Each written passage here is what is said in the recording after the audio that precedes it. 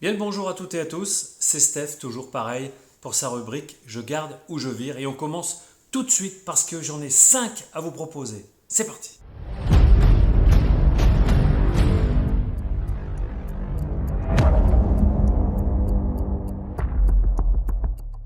Alors le premier film, c'est un film entièrement réalisé en Australie par un réalisateur australien, des acteurs pratiquement tous australiens, la musique est australienne, enfin le scénariste et tout ça, c'est des Australiens. C'est un film d'action de 2010 réalisé par Stuart Beattie. Stuart Beattie, juste qu'on a connu plus en scénariste sur des films quand même très très bons et intéressants comme Collatéral ou 30 jours de nuit. Attention, ce n'est pas le réalisateur, c'était le scénariste de ces films. Ce qui lui a permis, en 2010, de pouvoir réaliser son premier film. Et à aujourd'hui, je crois qu'il en a fait que deux. Celui-ci, celui dont on va parler, et aussi I Frankenstein ou I Frankenstein, comme vous voulez, que je n'ai toujours pas vu, donc je ne pourrais pas vous en parler, qui est de 2013. Après, il est repassé au scénario pour tout un tas d'autres films. Ce film, écoutez, c'est un teen movie. Déjà, quand on parle de teen movie, à nos âges, je dirais, nous les anciens, ça fait rire parce que ça peut être complètement raté. Et ce film n'est malheureusement pas complètement raté.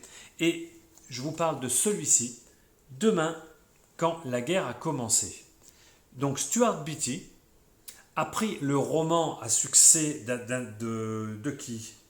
De qui il a pris le roman? Voilà, de John Marsden. Attention, hein, pas confondre avec l'acteur. Hein. John Marsden qui avait fait une saga qui apparemment a été un succès dans ces années 2010 sur les jeunes. Et Stuart Beattie s'est dit, je vais faire le premier film de cette saga, de ce livre. Mais malheureusement, il n'est pas allé plus loin. Ce qui fait que ce film, quoique bien réalisé, il n'y a rien à dire. Alors je vais vous dire, il est en cinémascope, l'image elle est parfaite, franchement elle est impeccable.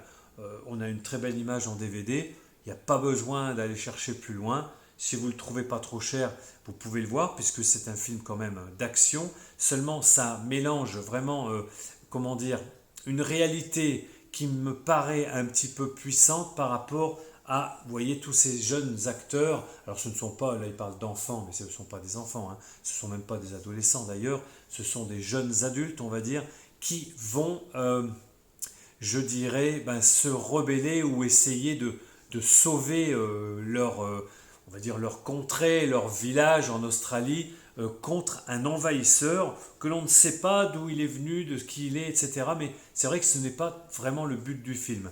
Donc, ce qui est très, je dirais un peu risible, mais c'est un petit peu les failles de ce genre de film. Bien évidemment, tout le monde est fait, on va dire, prisonnier dans des camps, etc. Quand eux, ils sont en train de se faire une fête d'enfer dans un endroit reculé, on va dire, de leur contrée. Et quand ils reviennent tranquillement à la vie normale, pour revenir après leur périple, eh bien, ils s'aperçoivent que tout a été, tout est différent et qu'ils ne retrouvent pas leurs parents, etc. Enfin, vous voyez ce que je veux dire. Donc ce film-là, ce sont ces jeunes-là qui vont prendre les armes et qui vont essayer de sauver voilà, leurs amis, leurs parents, etc.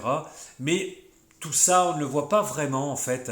Même s'il y a de l'action, c'est quand même dur, hein, je dirais, à avaler. C'est un teen movie. Ça se regarde bien, c'est bien filmé, il y a de l'action, mais quand même c'est un peu risible, puisque bon, on n'y croit pas quand même, on n'y croit pas beaucoup. Et surtout que la fin, pour finir, il n'y en a pas. Ça finit sur une sorte de scène d'action, et quand on repart sur de l'action, ça stoppe, c'est fini, et on n'y a plus rien. Il n'a pas pu faire, je pense que ce film n'a pas fonctionné du tout.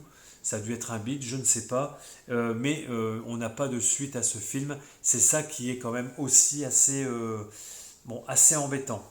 Pour finir, tous ces jeunes, eh bien, ils sont tous un peu, bien sûr, toujours pareil. C'est du stéréotype. Hein. On a le chinois, on a, je ne sais plus, une petite boulotte. On en a un qui est complètement taré des armes, il veut tous les tuer. Il y en a une qui est plus réfléchie, l'autre elle parle de Jésus. Enfin, vous voyez ce que je veux dire. Il y a, voilà, chaque personnage, chaque jeune a son petit côté, et ce qui fait qu'en les mélangeant, voilà, c'est... Bon, je ne sais pas quoi vous dire. Demain, quand la guerre a commencé, ben pour moi, elle est terminée.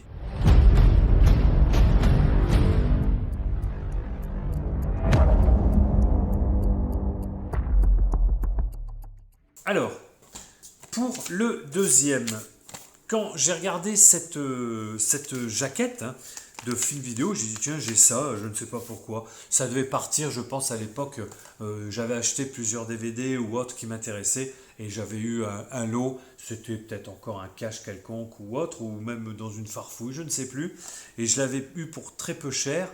Eh bien, c'est un film avec Snoop Dogg, le fameux rappeur. Il a fait quelques films quand même, dans tous les styles, et je me suis dit tiens, je vais le regarder parce que je pense pas, alors c'est pas mon style, le rap, j'aime bien le rap quand même sur certains morceaux, certains artistes et groupes, mais là je me suis dit si c'est un film, je pense pas que ça m'intéresse beaucoup. Le film, c'est Snoop Dogg, Snoop Game. Je peux pas vous en dire plus pour l'instant. Pourquoi? Si, je peux vous en dire plus puisque je l'ai vu. Alors, pour la petite histoire, je mets le film et bien sûr, j'aime bien regarder combien de temps il va durer. Donc, je commence le film, je dis oh là déjà, oh là là, on est en 4 tiers. Oh là là, l'image elle est pourrie. Mauvaise image, mais ça se regarde, mais l'image là elle est pourrie. Et en plus, c'est en anglais sous-titré en français. Il n'y a pas de version française pour ce film. Donc déjà, ça va loin. Mais en plus, le film dure 35 ou 38 minutes. Donc je me suis dit, bon, mon lecteur ne fonctionne pas, c'est pas possible.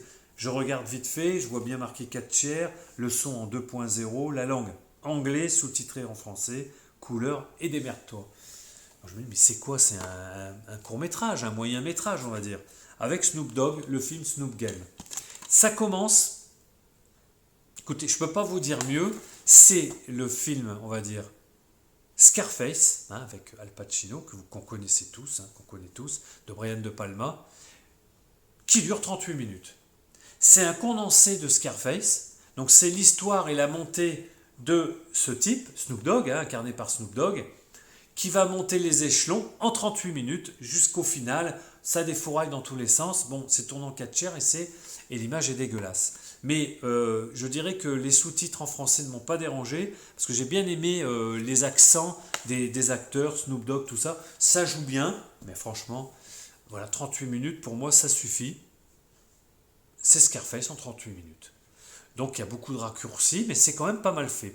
Alors qu'est-ce qu'il y a? Pourquoi ça dure 38 minutes? Bon, moi j'en sais rien. Mais par contre, il y a une particularité dans ce DVD, c'est qu'il est agrémenté, en plus de ce court-métrage ou ce moyen-métrage, de 16 clips vidéo de rap. Je ne sais pas, vous ne verrez pas trop. Je pense que je peux vous en parler. On a un bonus DVD, alors c'est dans le même, c'est dans le DVD, voilà, qui est là. On a 16 clips vidéo qui sont inclus.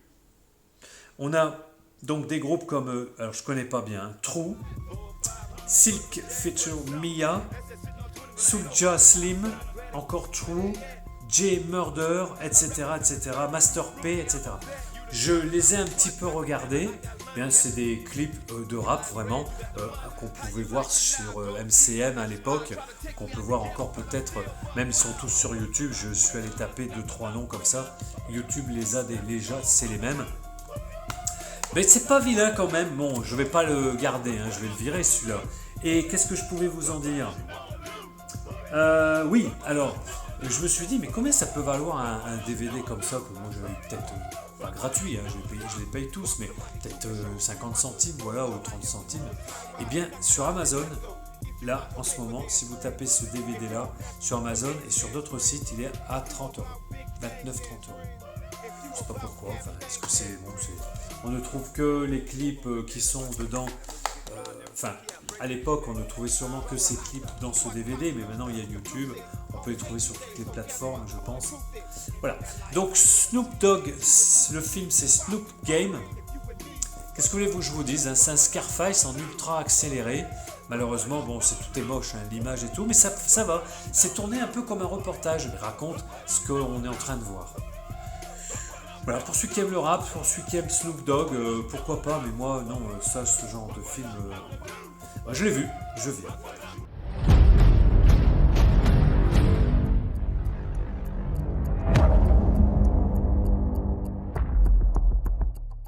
Le troisième film après Snoop Dogg, eh bien c'est un film du soleil levant. Et c'est toujours pareil, c'est ce que je dis au niveau du soleil, enfin au niveau du soleil levant. Au niveau de ces films coréens, chinois, japonais, j'ai quand même un petit souci. C'est que tout part de bons sentiments, mais ils ont une culture auquel je n'adhère pas. Alors là, c'est pas spécialement un film. Bon, c'est un film qui est sérieux, bien sûr, mais il n'y a pas de grosses déconnades ni rien du tout. Là, on est quand même toujours dans un ton assez réaliste par rapport à l'histoire du film. C'est un film en plus vraiment de science-fiction. On a tous les attraits d'Albator, Goldorak, enfin on a tout un mélange. Et ce film, c'est Space Battleship. Space Battleship avec un petit fourreau cartonné. Alors je vous dis pas le nom des acteurs, hein, ça sera pas possible. C'est pas mal, on a un petit livret à l'intérieur, pas mal du tout, il est tout neuf celui-là. Hein. Voilà, alors je l'ai regardé bien sûr, on l'a regardé donc avec mon fils. Et à la fin du film, c'est un film de 2010, le film est en plein écran. L'image est impeccable, donc déjà c'est assez grandiose. Les effets spéciaux, enfin tout le film en lui-même, hein, c'est bien. Il n'y a rien à dire, il n'y a pas à dire grand-chose. Par contre, l'histoire, quand vous voyez jusqu'à la fin ce qui se passe, vous dites tout ça pour ça. L'histoire tient, franchement, là, il n'y a pas un bon scénario. Tout tient encore sur une feuille, enfin sur un post-it, on va dire, et c'est assez dommage. Malgré tout le soin apporté à l'univers de la science-fiction et de ce film. Voilà, Space Battleship, pourquoi je dis Beetle. J'ai pas aimé, c'est pas qu'on s'emmerde, mais franchement à la fin du film, on se dit ouais, ok. Il dure combien? Il est assez long, je trouve. Oui, 2h13, c'est bien assez long. C'est pas qu'on s'emmerde, mais voilà, je vous le dis, arrivé à la fin de ce film, vous dites mais pourquoi tout ça? Alors que vraiment le scénario est complètement basique. C'est dommage, c'est malheureux, mais c'est comme ça. Je peux pas vous en dire plus. Space Battleship de 2010, non, je vire aussi.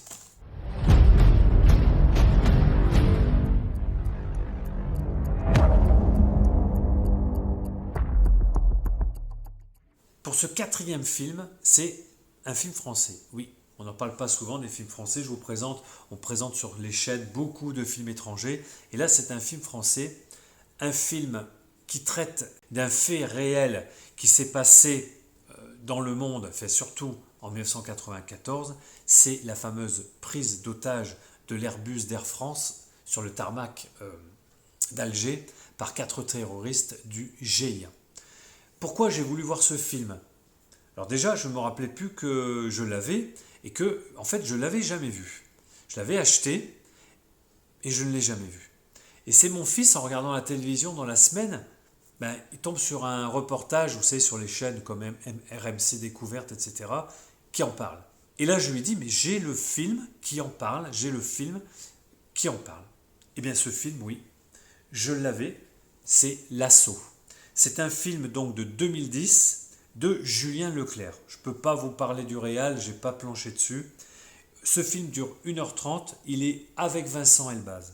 Donc je lui avais dit que j'avais le film, réalisé donc en film, mais qu'à l'intérieur, il y aurait sûrement des images réelles et bien sûr, on verrait ce qui s'est réellement passé sans trop de romance, je pense, puisque je ne l'avais jamais vu. Et là, vraiment, ce film, c'est un film coup de poing. C'est un film coup de poing qu'on doit avoir chez soi et qu'on doit voir parce que ce film est, alors j'aime pas toujours dire le mot extraordinaire, c'est pas un film culte, hein, c'est un film qui est terrible puisque c'est relaté très réaliste. On s'aperçoit de toute cette violence en amont, donc sur la prise d'otage au départ, sur le tarmac d'Alger, comment ça s'est passé, la réaction donc de l'équipage, etc., puis la mise en place de ces... du GIGN, voilà, pardon, du GIGN pour essayer. Alors, il n'y a pas de spoil puisque c'est un fait réel. Cet avion a été pris en otage sur le tarmac d'Alger. Les terroristes, qui sont 4, veulent le faire décoller pour aller en France. Et normalement, tout se sait bien sûr dans les reportages de l'époque et autres, mais dans le film, on s'aperçoit bien de toute façon que les terroristes n'ont qu'un but, c'est d'aller se cracher sur la tour Eiffel, à peu près. Voilà, ils n'ont qu'un but, c'est ça. Donc il faut que, c'est ce que l'on voit dans ce film, comment on fait quand ils décollent, parce qu'au départ, bien évidemment, personne ne veut les faire décoller, mais ils sont obligés à un moment donné, pour X raisons et telle et telle. Tout ça est bien démontré dans le film, et une fois qu'ils ont décollé, qu'ils arrivent sur la France, il ne faut surtout pas qu'ils aillent à Paris ou autre, donc ils vont être détournés à Marseille. Ils vont arriver à se poser à Marseille, et là, bien sûr, rappelez-vous de l'histoire de voilà, l'encerclement de cet avion, de cet Airbus, et puis le GIGN qui, par acte de bravoure, va aller essayer de sauver le plus de personnes. Enfin, coup de poing, je n'ai qu'un mot à vous dire. L'assaut de Julien Leclerc, tourné souvent caméra à l'épaule, réaliste, très très bon, et je peux vous dire que quand, j'aime bien le dire, quand ça défouraille, ça, vous avez chaud, hein. Je peux vous dire que ouais, les scènes réalistes quoi, d'action sur le final, bien sûr, hein, sur l'assaut, j'ai trouvé ça personnellement extraordinaire. Donc je ne peux que vous le conseiller. Ce film, voilà, je l'avais eu chez Noz pour 90 centimes, il n'y a pas si longtemps que ça, il y a 2-3 ans peut-être. Et bien, avec son fourreau plastique, là, cartonné, je le garde. Ça fera partie de mes bons films sur mes étagères.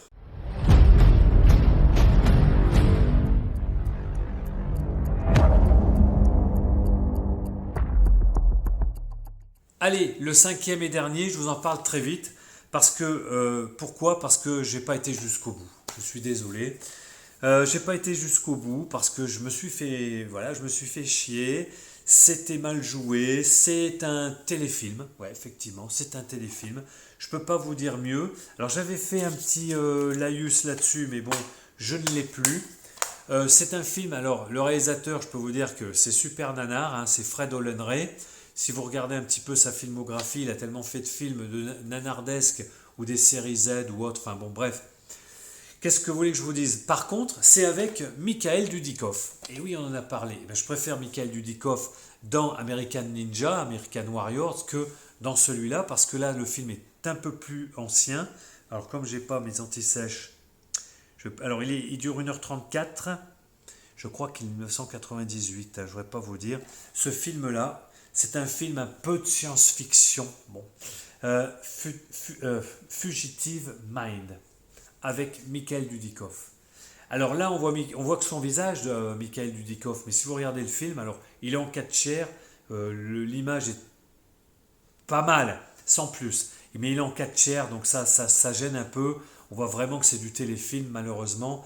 Et alors le film, je suis désolé. Bon, c'est un film sur la pensée, ce sont des chercheurs qui font des expériences sur des personnes.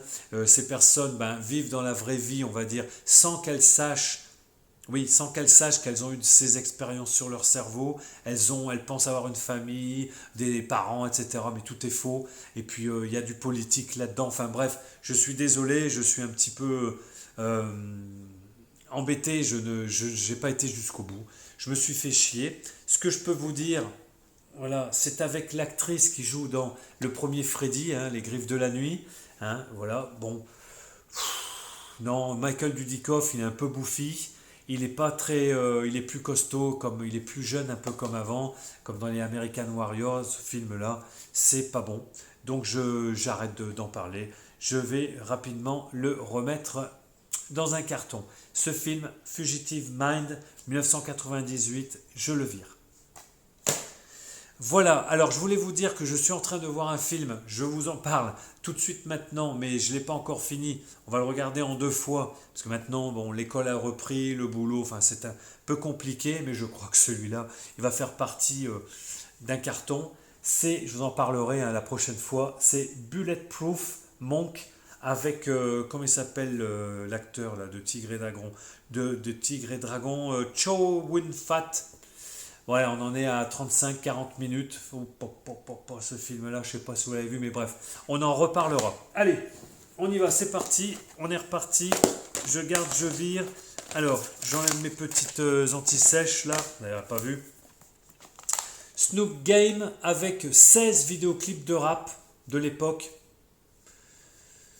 Je vire, mais c'est intéressant. Demain, quand la guerre a commencé. Bon, écoutez, ça se regarde, hein, c'est bien fait et tout, mais enfin, c'est un peu...